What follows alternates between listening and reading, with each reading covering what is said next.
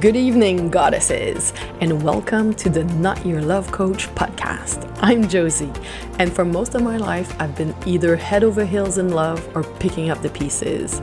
Over the years, I lost myself in my partners, and I neglected my dreams. But at 46, after yet another painful breakup, where I got replaced faster than my kids can mess up the house, I realized it was time to focus on me, to love myself unconditionally, and live my best life.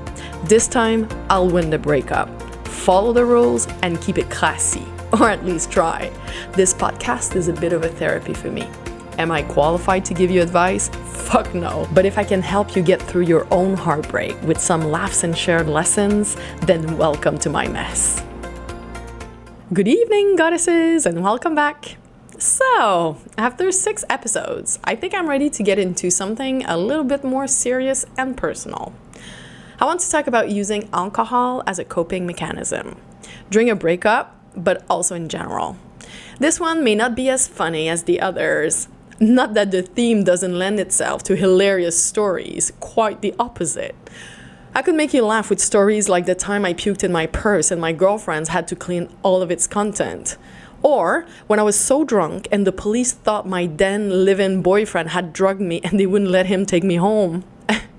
But there are also the times I hurt the people I love the most with words I deeply regretted the next day. I've been struggling with alcohol for a long time.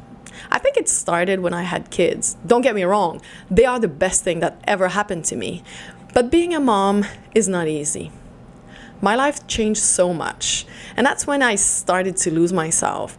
I became less and less of a priority in my life, and my energy levels were not what they used to be.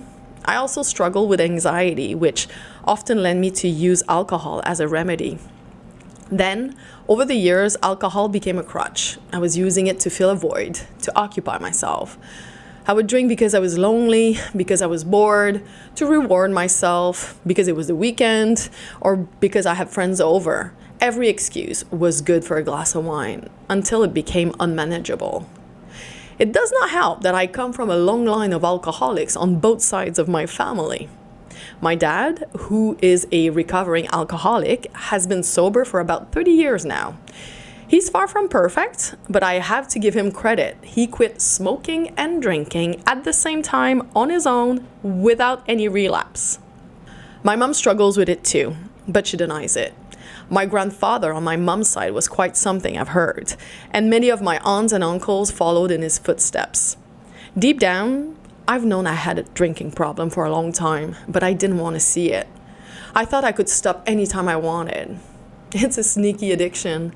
It starts slowly, just a glass of wine to unwind, maybe 2.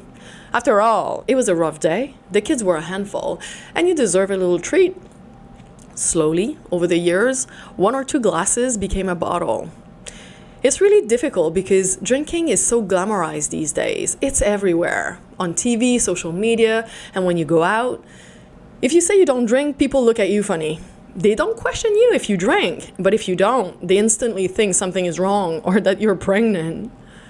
My alcohol consumption was a big factor in the downfall of my relationship with the pilot. He saw I had a problem, which became more and more noticeable as our relationship fizzled. He genuinely wanted what's best for me and encouraged me to reduce my consumption. I can tell he really cared. A few times during our relationship, I said some mean things to him while intoxicated. I hurt him, and it made me feel terrible. We talked about it. I really wanted to stop for him. I tried and was somewhat successful for a while, especially towards the end. But the key here is that I tried to stop because I was afraid he would leave me. Dependence is a really difficult thing to cure. You have to want to do it for yourself. Now, with all the work I'm doing on myself and through my personal growth training, I realize that alcohol is my biggest enemy. Since my split with a pilot, I was doing really well on that front. For the first few months, I drank very little and my body and brain thanked me. But dependency is really sneaky. It's an everyday battle, and I had a few setbacks. Just recently, I attended a gala with friends. I had been looking forward to it for months. I had a beautiful red dress that fit me perfectly after losing so much weight. We got our hair and makeup done that afternoon and had a drink at the salon. Since I wasn't driving, I had another drink or two before we left.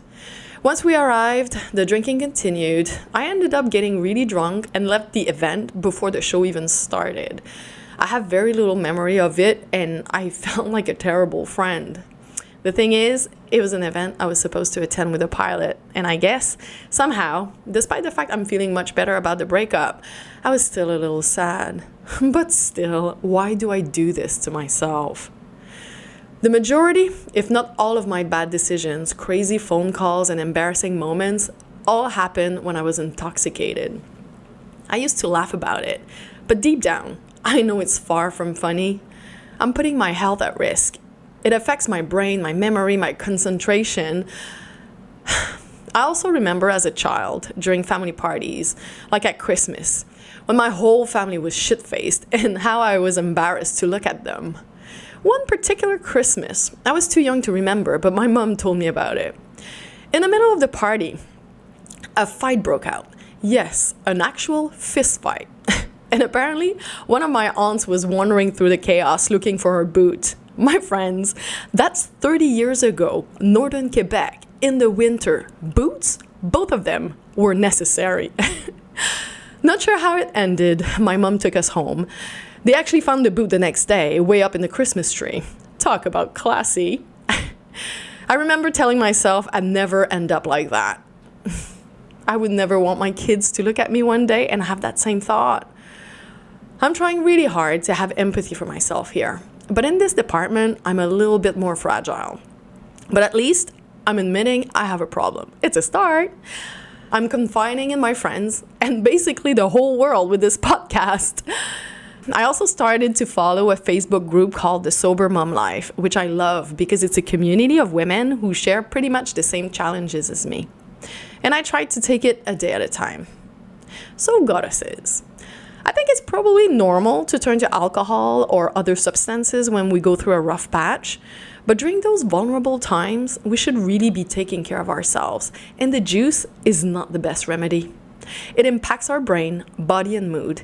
And if it gets out of control, it can destroy relationship and affect your family. Don't be too hard on yourself either. Drinking is so socially accepted that it is very easy to fall into the trap. And the longer you've been drinking, the harder it is to stop.